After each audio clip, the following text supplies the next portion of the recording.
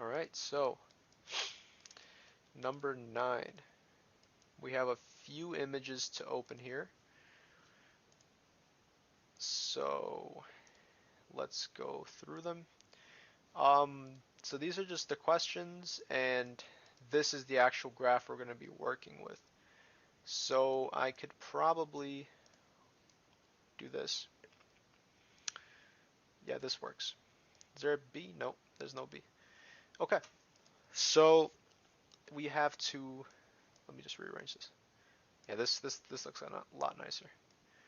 Okay, so dealing with question A. So first let f be the function with domain 0, 6 given by the graph below. List the critical points of f on the interval. Write none if appropriate. Okay, so basically the critical points of this graph would be the points where um, we want to see where we have a maximum. So, or not necessarily a maximum, but where our derivative at that point is. So hold on. So a critical point means that our derivative is 0 or undefined. Okay. So having a derivative of 0 or undefined. So that means that f prime is equal to 0 or undefined. So looking at this graph, we first have to find points that are differentiable. And points that are differentiable normally have to be continuous. So we can rule out some of these points. We could rule out these points, this point, and this point right here. The other point that comes to mind, so whenever we think of anything with a derivative of 0 or being undefined, we either think of maxima and minima, so this point and this point, where the derivative is 0, meaning that this tangent line that we can draw is perfectly horizontal, the slope of the tangent line is 0, or where, let's say we have a point like this, so where it is a maxima or a minima, but because there are so many ways that you can draw a tangent line, we have undefined undefined derivative. So right here we see that this point, so at x equals 4 is one critical point, and that's really the only other point. So to be more specific, it's 4 comma 1. And this point right here is called an inflection point. An inflection point meaning that this is where the derivative changes from being negative to positive. So if we consider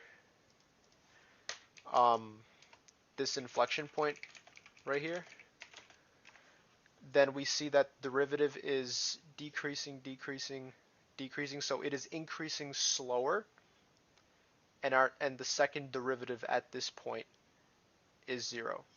So for that reason, it's not a critical point.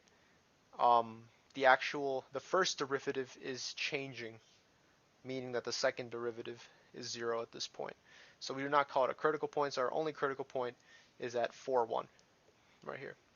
So I apologize for if it's a little messy here, but moving on to question B. So we want to, oh, my bad. Okay, let's just do this. Let's shrink this.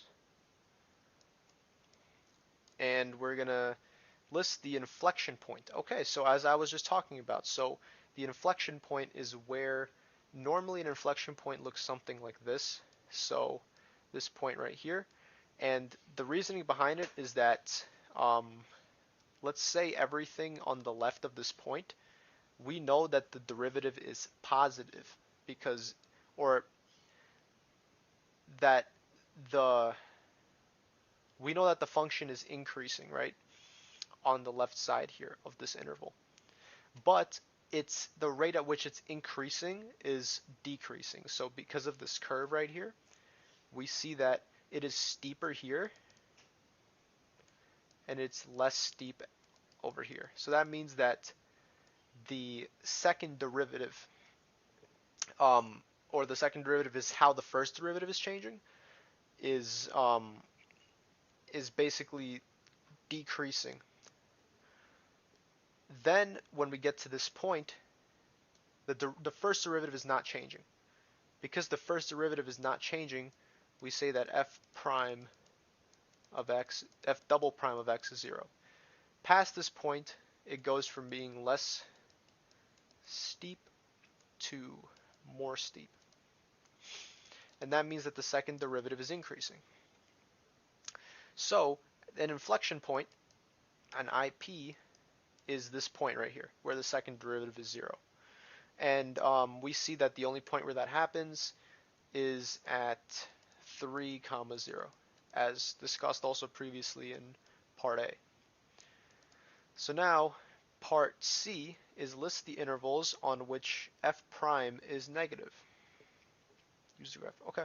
So f prime is negative. So what does f prime of x being less than 0, another way to say it's negative, mean? That means that the slope is negative.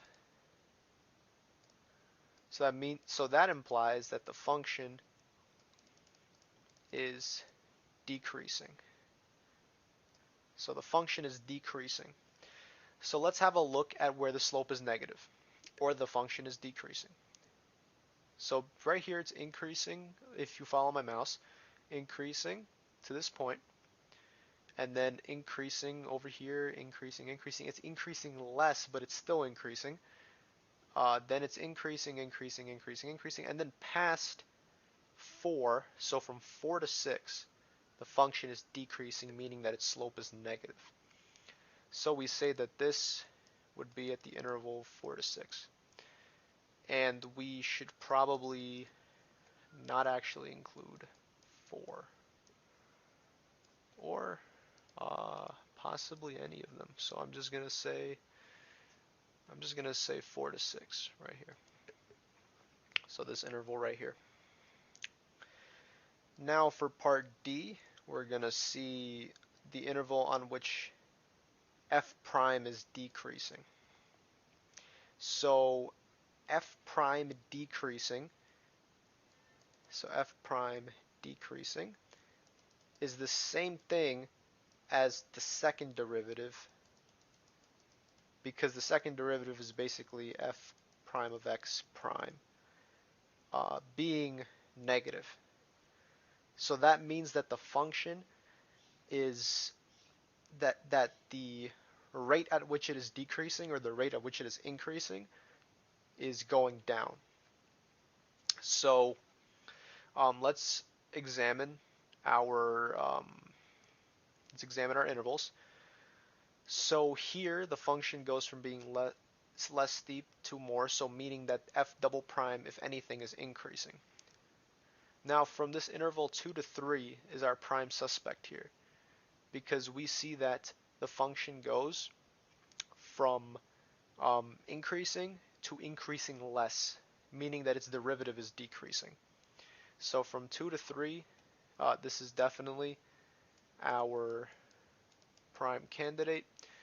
Going from here, it's increasing less, but then it increases more, and then it's decreasing less, but then it starts decreasing more. So f double prime is actually f double prime is greater than 0 here, and here it is only less than 0 from the interval 2 to 3. So I'd say 2 to 3 is our answer here. And list the x coordinates at which f prime has a local minimum. So local minimums can occur at, so in here, I'd say in terms of, so when we talk about a global minimum, we can easily say that our global minimum for this function is at 2, -1, because it is where our function has its smallest value for this domain. In terms of local minimum, we can say that the global minimum is a local minimum, so that makes it a candidate. And another, what I'm wondering here is if we were to consider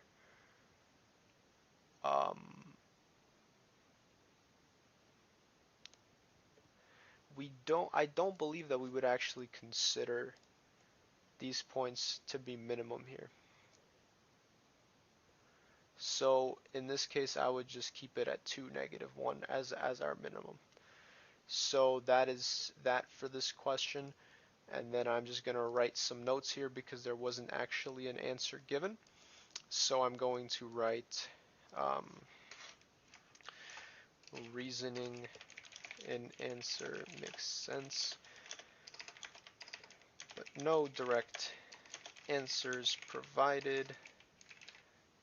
So we're going to have part A,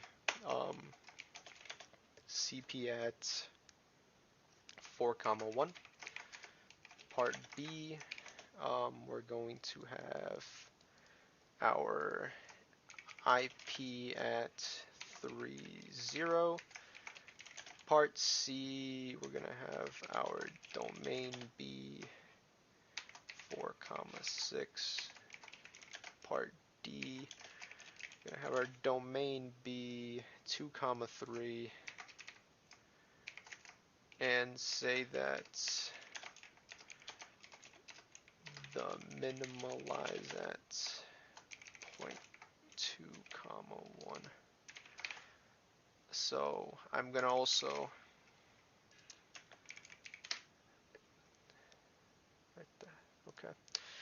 And that is the solution right here. So on to the next question. Oh, there is no next question. So I believe that is it. I must have miscounted somewhere here. So that concludes this stream. Once again, if you have any more questions, be sure to check out the links in the description for tutoring and any more homework help.